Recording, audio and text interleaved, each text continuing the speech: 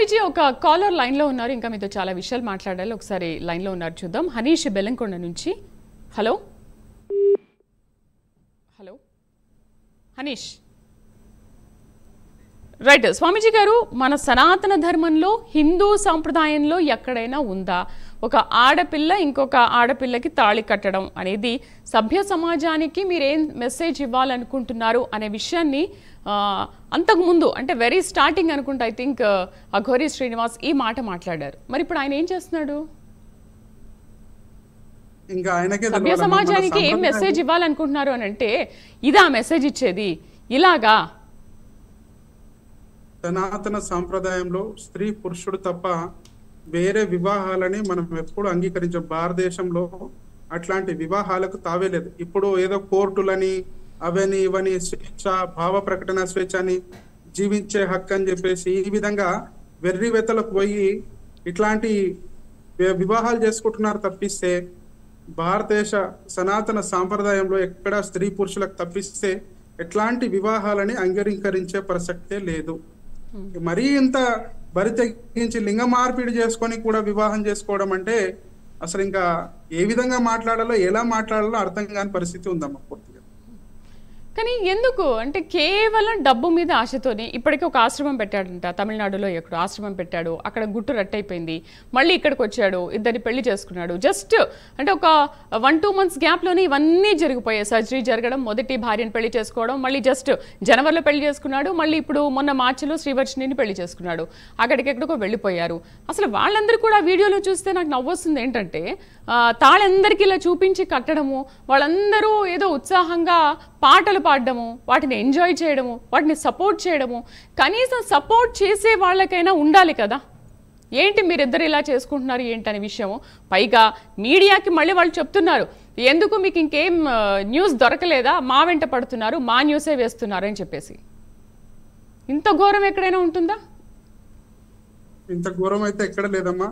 వాళ్ళు అసలు ఏ విధంగా కాలర్ చూద్దాం స్వామీజీ, మాట్లాడదాం. కాలర్ చూద్దాం. మోహన్ రాజు లైన్ లో ఉన్నారు హైదరాబాద్ నుంచి. హలో హలో మోహన్ రాజు గారు, టీవీ వాళ్ళని తగ్గించి డైరెక్ట్గా ఫోన్లో మాట్లాడండి ఒకసారి. హలో చెప్పండి మోహన్ గారు. అమ్మా, ఇటువంటి వాళ్ళు చాలా మంది ఉన్నారు. వీళ్ళు ఏంటంటే వాళ్ళు బ్రతకడం కోసం అనేక రకాలుగా ప్రజల్ని మాయా భ్రమంలో ముంచడం లాంటివి చేస్తున్నటువంటి సందర్భం ఇది. వాళ్ళు నిజమైనటువంటి అఘోరీలు కాదు. విభూతి ధారణ చేశారు, రుద్రాక్షమాల వేశారు అంటేనే నిరాకారులు వాళ్ళు. అంటే ఈశ్వర తత్వంతో ఉంటారు వాళ్ళు. వాళ్ళకి ఎటువంటి వికారాలు ఉండకూడదు. కానీ వీళ్ళు చేస్తున్నటువంటి ఏంటండి, సో వీళ్ళు అఘోరాలు ఎలా అవుతారండి? ఇట్లా అనేక మంది ఉన్నారు. వీళ్ళ పట్ల కఠినమైనటువంటి చర్యలు తీసుకుంటే తప్ప లేకపోతే ఇటువంటివి చేస్తూ ఉంటారు. నిజమైనటువంటి వాళ్ళకి ఇది దోహదం చేసినట్టు ఉంటుంది. నిజంగా ఉన్నటువంటి అఘోరాలు ఎవరైతే ఉన్నారో వాళ్ళు సాధనలో ఉన్నటువంటి వాళ్ళకు కూడా ఇలాంటి వాళ్ళ వల్ల చెడ్డ పేరు వస్తుంది. కాబట్టి వీటి పట్ల కఠినమైనటువంటి చర్యలు తీసుకొని ఇటువంటి వాళ్ళని సమాజంలో తిరగకుండా చేయాలి.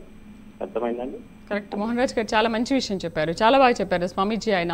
ఎందుకంటే ఇలాంటి వాళ్ళు ఇలాంటి వేషాలు వేసుకొని బయట తిరగడం పట్ల నిజమైన అఘోరీలకు కూడా చెడ్డ పేరు వచ్చే అవకాశాలు ఉన్నాయి కదా. ఆల్రెడీ వచ్చేసింది ఇప్పుడు వీళ్ళ వల్ల. తప్పకుండా అమ్మా. చూస్తుంటే వీరు చేస్తున్న దాన్ని బట్టి చూసినప్పుడు మాకన్నారు, అయ్యా మీరు బయటికి వెళ్ళటంటే మేము నిరంతరం పనిచేసే వాళ్ళము.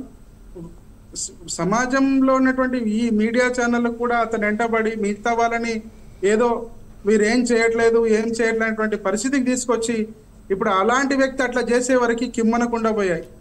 అంతటి దారుణమైనటువంటి పరిస్థితి. ఇట్లాంటి విషయాలని ఎప్పుడు ప్రోత్సహించరాదు నాకు అడిగితే మాత్రం తప్పకుండా.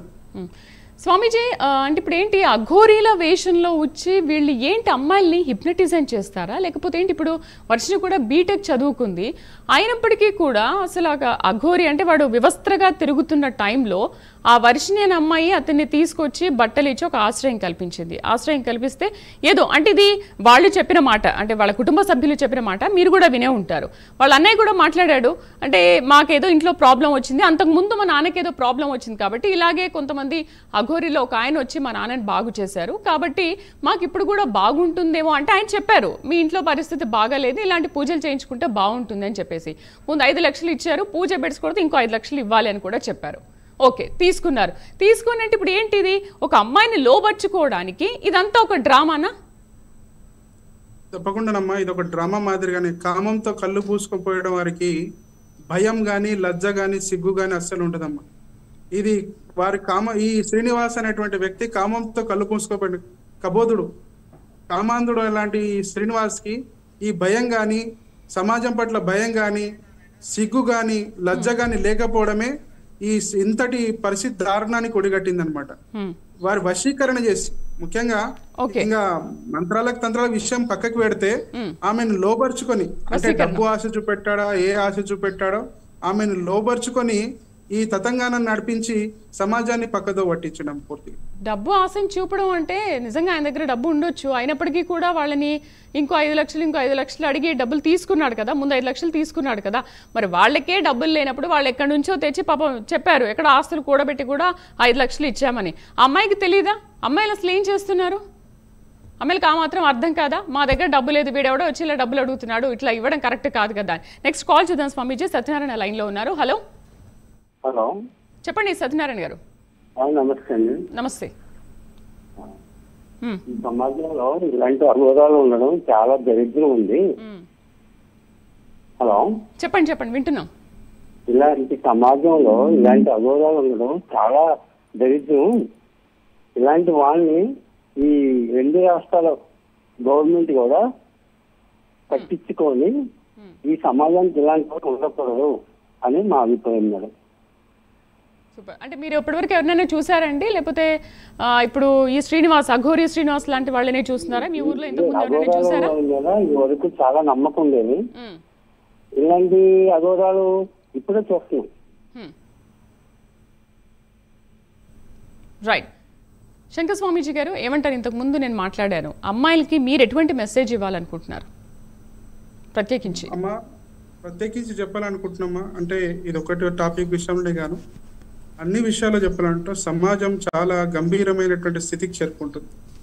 తల్లిదండ్రుల మాట వినకుండా చాలా మంది బిడ్డలు పక్కదోవ బట్టి, అటు స్త్రీ కానీ పురుషుడు కానీ పక్కదోవ బట్టి సమాజంలో చివరికి శవాలై తేలుతున్నారు.